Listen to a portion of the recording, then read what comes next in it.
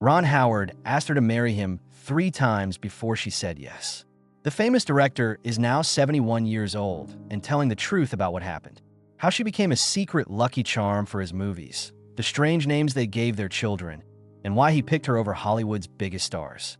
Today, we're going to talk about the kiss that saved Ron Howard's life that no one knew about. Ron Howard was born in Duncan, Oklahoma, on March 1st, 1954.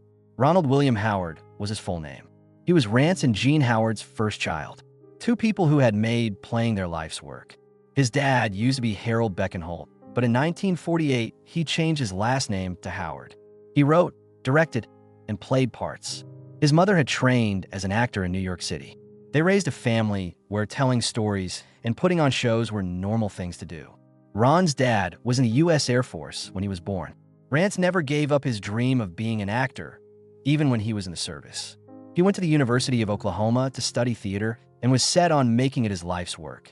The artistry of his mother, Jean, who had studied acting in New York, came into their home. Ron was surrounded by talent from the start of his life growing up here. Duncan was a small town with around 20,000 people living there. It was a simple life, away from the show business. But Ron was different even when he was a baby. His parents saw it right away. They wanted to give him the best chance to improve his skills. They left Oklahoma to start over in Hollywood because of that choice. The Howards kept their simple life even after they moved to Los Angeles. They didn't buy a fancy house or surround themselves with expensive things. They decided to live in Burbank so that they could work without being interrupted. They never forgot what was important to them, no matter how successful they got. Ron kept this attitude even as his career took off. Ron went on stage for the first time when he was only 18 months old. He was in his first movie, Frontier Woman, 1956, before he was even 2 years old. At age 4, he was playing regularly with the help of his dad. He wasn't in a hurry to become famous. His folks wanted him to be ready so that he could understand what he was doing. Getting ready made a huge difference. In 1960, when he was 6 years old, he got his big break when he was cast as Opie Taylor on that show. He became famous all over the world because of the 8-season show. He was known as Ronnie Howard at the time, and his role as Opie made him one of the most popular kid actors on TV. It was hard for him in his very first scene on set. He had to really be sad and act like his toy turtle had died. That was a tough part for a kid actor, but Howard did a great job of focusing. In order to help him focus and make every scene feel real, director Bob Sweeney showed him how to do so. Howard's way of acting changed because of that advice for years.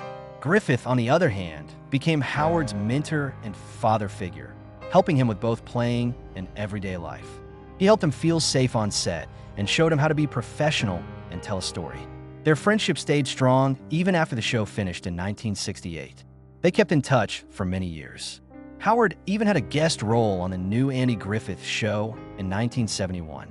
Griffith often said nice things about Howard's skills, and Howard always said that Griffith helped him get started in his work. Howard showed he could do more than just be on TV while he was still on the Andy Griffith Show. In 1962, he played the shy boy with a lisp Winthrop Peru in A Music Man. Peru gives one of the best musical acts in the movie. It was the third most successful movie of the year and was nominated for 6 Academy Awards. In 1963, he played Eddie Corbett in The Courtship of Eddie's Father, a movie about a boy who was trying to find a new wife for his dying father. People said that his performance was moving and funny at the same time. Vincente Minnelli, the director, was especially struck and said that Howard had a natural way of showing how he felt. Howard was interested in more than just performance. He was interested in movies even when he was a child. He learned about the technical side of TV while working on CBS's Playhouse 90. Some of the best directors and writers in Hollywood worked on the show, and Howard paid close attention to how they did their jobs. He learned how directors like Alex Siegel ran difficult shows and brought stories to life by watching them work. When Ron Howard played Steve Bolander in American Graffiti in 1973, it was a huge step forward in his career. He was still best known for his role as Opie Taylor on the Andy Griffith Show at the time. He became well known for that part, but also made people think of him as a kid star. Graffiti in the United States changed everything. Based on real events, George Lucas's movie took place on the last night of summer in 1962. It showed a group of teens as they hung out on the streets, made important choices in their lives, and listened to the new rock and roll hits. Lucas based a lot of it on his own time as a teenager in Modesto, California. Steve, Howard's character, was a high school dropout who wasn't sure if he should go to college or stay with his girlfriend.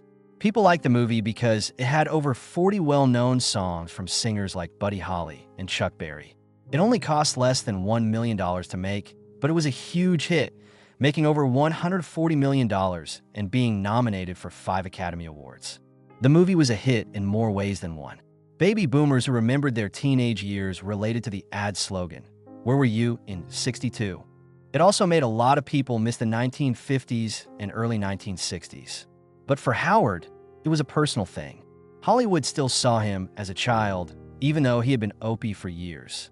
He got to show that he could play more mature parts in American Graffiti. It was the big break he needed, and it led to the most important part of his career. The people in charge at ABC noticed how well Howard did.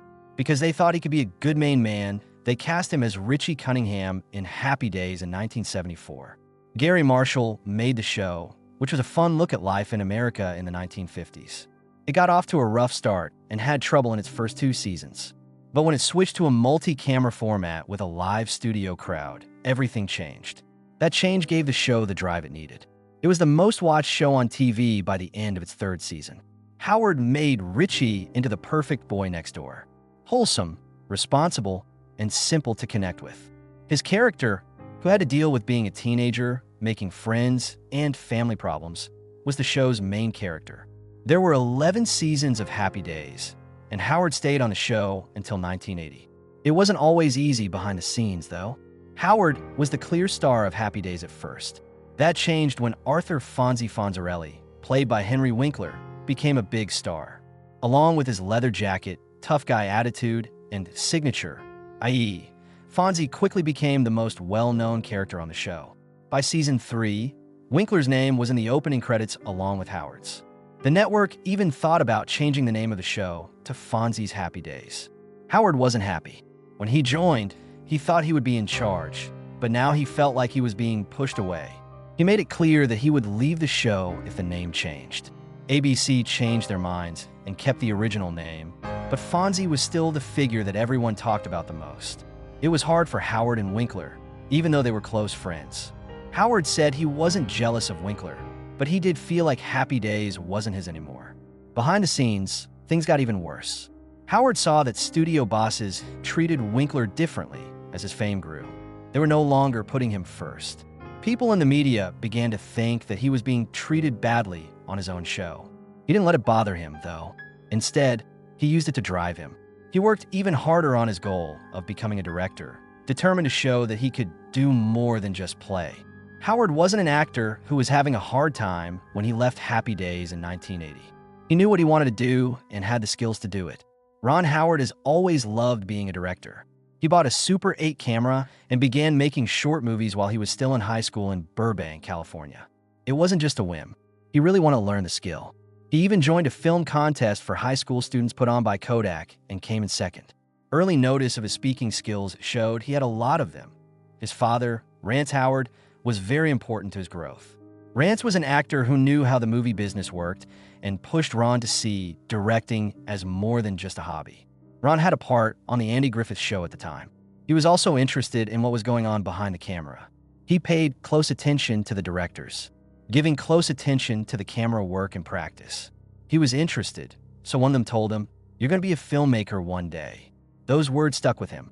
Ron was in high school until 1972, and he already knew what he wanted. His Super 8 movies helped him build a strong base. He knew how to frame, edit, and tell a story visually. His goal was to show that he could be a director, even though most people still saw him as a performer. The next thing he did was to sign up at the School of Cinematic Arts at the University of Southern California. One of the best film schools in the world was USC. It had state-of-the-art tools and strong ties in the business world. Ron was in the school's first ever film class for freshmen, which was a big step in his life. While he was still at USC, he got the part of Richie Cunningham on Happy Days pretty quickly. A huge number of people loved the show. He could no longer play and go to school at the same time, so he had to make a decision. He dropped out of USC before finishing, but that didn't stop him from learning. Every job as an actor turned into a chance to learn how to make movies. He asked questions of the directors and watched how the sets were run. He was learning things that he couldn't learn in a school. After many years, he came back to USC as a guest speaker, giving future directors advice based on his experiences. Even though he didn't finish film school, what he learned there helped him in his work. In 1977, he got his big break as a director, but it was a strange one. He had a deal made by Roger Corman, the producer. Ron could direct his own movie if he agreed to be in Eat My Dust. Ron wasn't happy with the script, but he saw the bigger chance. He took the part, and Corman let him direct Grand Theft Auto in exchange. Ron and his dad wrote the story together in just 2 weeks. The movie cost only $602,000 to make and was shot in 23 days. It was a fast-paced action comedy about a young couple who are on the run. There were crazy car races and strange characters. Critics had mixed feelings about it, but people loved it. The movie took in $15 million at the theaters, a huge hit for how little it cost to make. Taking charge of Grand Theft Auto was a big step forward. Ron had to deal with tight deadlines, limited means, and the stress of making a movie that people would enjoy. It was also the only time he ever directed a full-length movie himself. The success of Grand Theft Auto showed that he could do more than just play. Hollywood began to see him as a director. When Ron Howard directed Night Shift in 1982, it became a big hit and showed that he was more than just an actor. He was best known for his role as Richie Cunningham on Happy Days before this, but he wanted more behind the scenes. A few small jobs had been under his belt before Night Shift, but this was his first real test. The movie starred Henry Winkler, Shelley Long, and Michael Keaton in his first major role. It was about a quiet morgue worker on the night shift whose life is turned upside down when a loud and unpredictable co-worker convinces him to start a strange business, a prostitution ring out of the morgue. Howard made it work by mixing crazy comedy with touching moments, even though the idea was strange. The movie became a big hit out of the blue. It made over $21 million at the box office with a small budget. The movie's critics liked Howard's direction and Michael Keaton's energetic performance in particular. The Kansas City Film Critics Circle Award for Best Supporting Actor went to him because he stole the show in every scene. Even now, 93% of people who saw the movie liked it on Rotten Tomatoes. Many people thought it was one of the best sitcoms of the 1980s. Not every reviewer agreed with me 100%. The New York Times' Janet Maslin said that the movie lost some of its spark in the second half, but there was no denying its power. The movie also made Howard's working friendship with Henry Winkler stronger. They had been happy together for years, but this was different. Winkler put on one of his best shows ever, showing that he could do more than just be funny. At the same time, Howard proved that he was ready to direct a full-length movie. Some people even said that Night Shift was like other big comedies of the time, like Risky Business. The movie showed Howard's growth as a director more than anything else. Howard moved quickly after Night Shift. Even more people loved his 1984 movie Splash, which was a romance fantasy comedy. Tom Hanks played a man who falls in love with Daryl Hannah's character, a mermaid. It was a unique idea, but the laughs and tears made it work. Funny cameos by John Candy and Eugene Levy, and Hanks and Hannah's relationship made the love story seem real. Both Howard and Hanks' lives changed after seeing the movie. It made Hanks a star and was the first movie under Disney's new name, Touchstone Pictures, which meant movies with more mature themes. In the US, Splash made almost $70 million, making it the 10th highest grossing movie of the year. It cost $11 million to make. Howard was praised for being able to mix comedy and feeling. Most people really liked the movie, but Roger Ebert had a strange problem. He believed that John Candy, not Hanks, should have played the lead role. Still, the movie did well, and it was even nominated for an Academy Award for Best Original Screenplay. It showed Howard wasn't just a one-hit wonder. He could make Hollywood movies that were different from the rest. Howard did something completely different with Cocoon the next year. This 1985 sci-fi thriller was about old people in a retirement home who find an alien presence that makes them feel young again. It was funny, had heart, and had new special effects that won an Oscar. The movie was filmed in St. Petersburg, Florida, and starred a group of experienced players, including Best Supporting Actor winner Don Ameche. One of the biggest hits of the year, Cocoon made over $85 million. Apollo 13 came out in 1995 and showed how good Howard was at making real events into exciting dramas. The movie was about NASA's journey to the moon in 1970, where Jim Lovell, Jack Swigert, and Fred Hayes were in a life-or-death situation when an oxygen tank blew up. Instead of landing on the moon, their plan turned into a last-ditch effort to get back home. The astronauts who got lost were played by Tom Hanks, Kevin Bacon, and Bill Paxton. Ed Harris and Gary Sinise were in charge of mission control and tried to get them back safely. Howard worked with NASA a lot to make the movie look as real as possible. He even shot scenes on the Vomit Comet, an airplane that makes you feel like you have no weight for a short time. You paid attention to that, and it paid off. The movie made over $355 million global, even though it only cost $52 million to make. It was nominated for 9 Academy Awards. Even though it won for Best Sound and Best Film Cutting, Howard didn't get any awards for Best Director. The movie Apollo 13 became a classic over time. People now say things like, "Houston, we have a problem," all the time.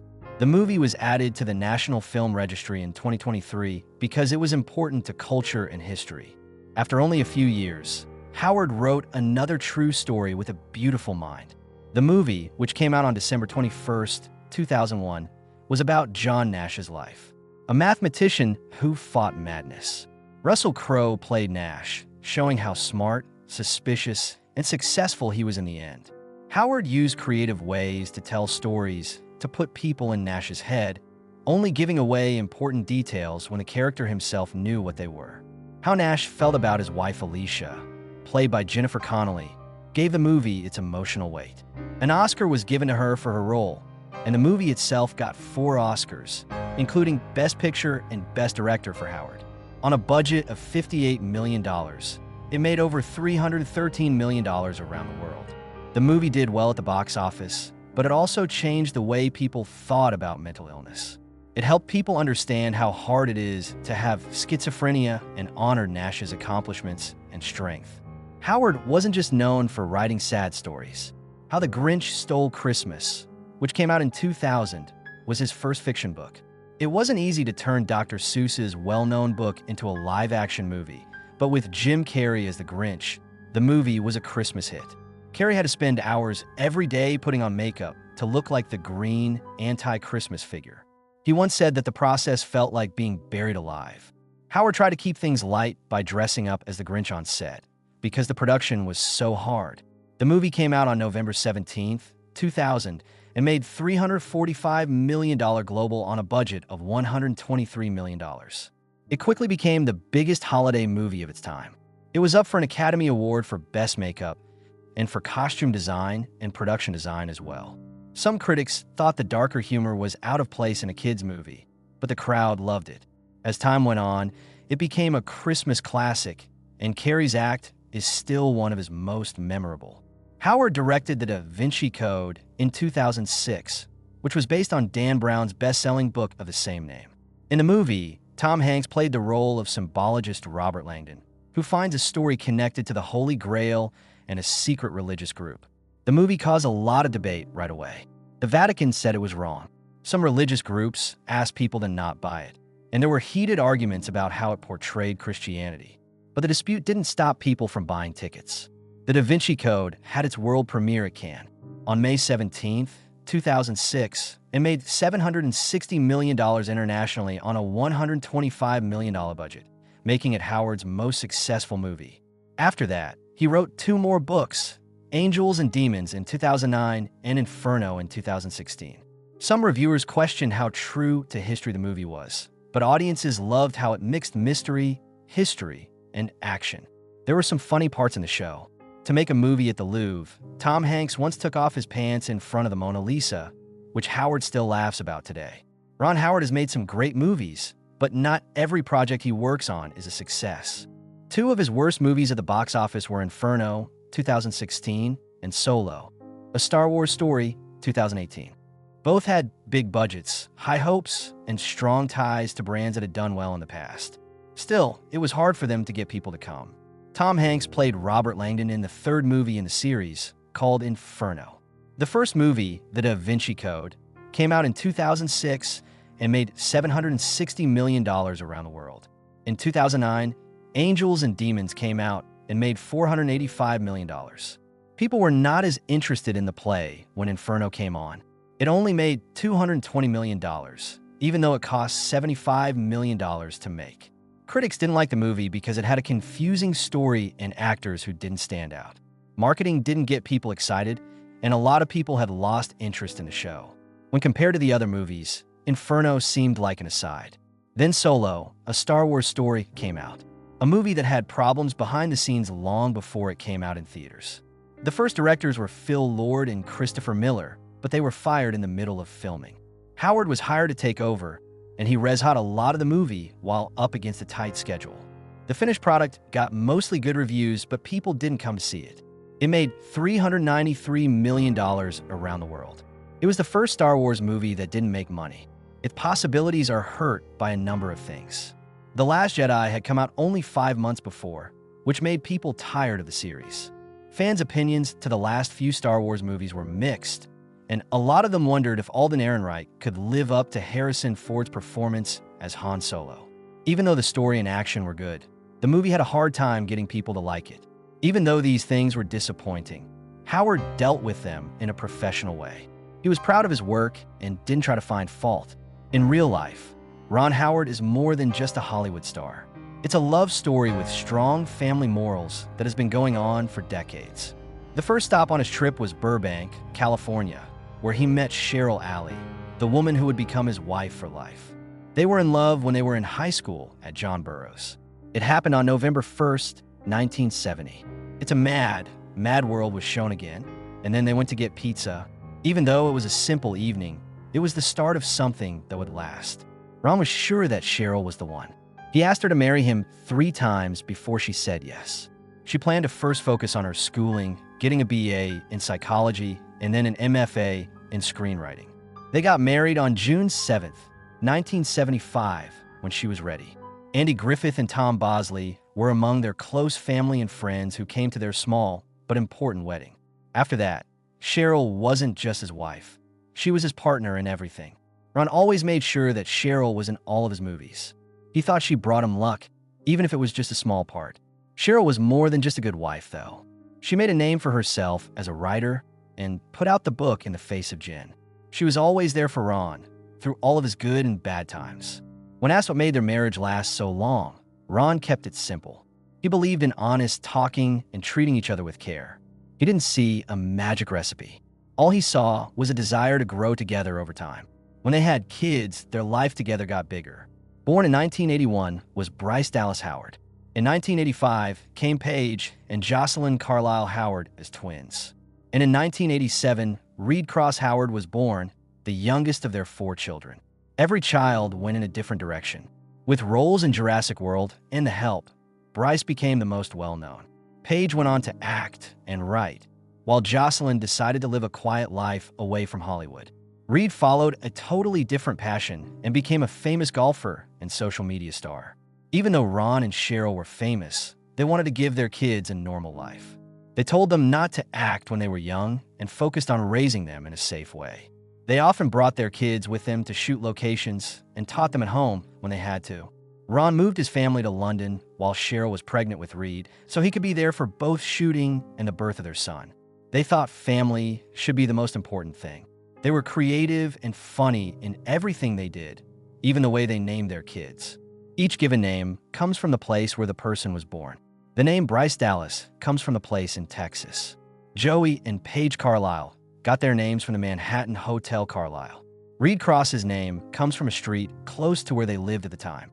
That was never easy, but Ron and Cheryl were able to make it work. Ron says that Cheryl was in charge of making sure that their family stayed together.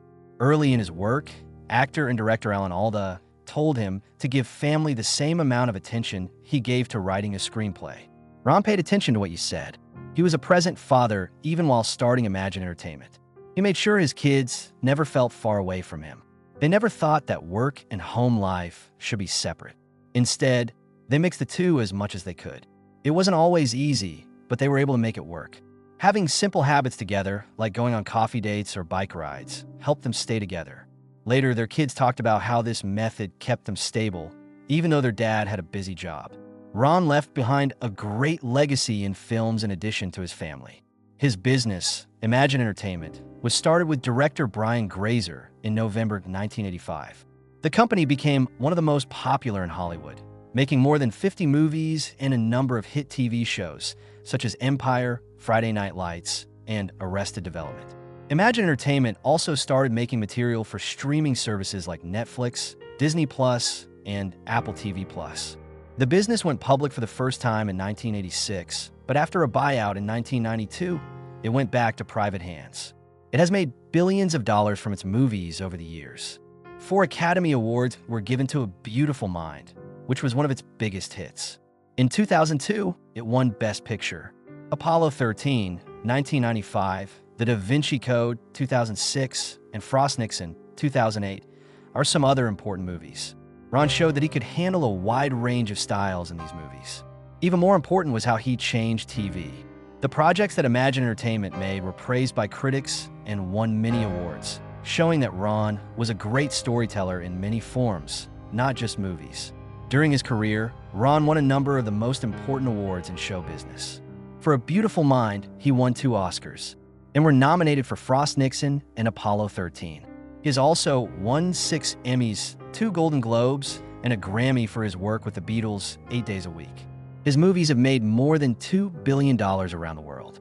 Because of what he has done, Ron has 2 stars on the Hollywood Walk of Fame, one for TV in 1981 and one for movies in 2015. The projects that his production company, Imagine Entertainment, worked on were nominated for 47 Academy Awards and 217 Emmys. He was also given the National Medal of Arts in 2003, which made him even more of a famous director in Hollywood.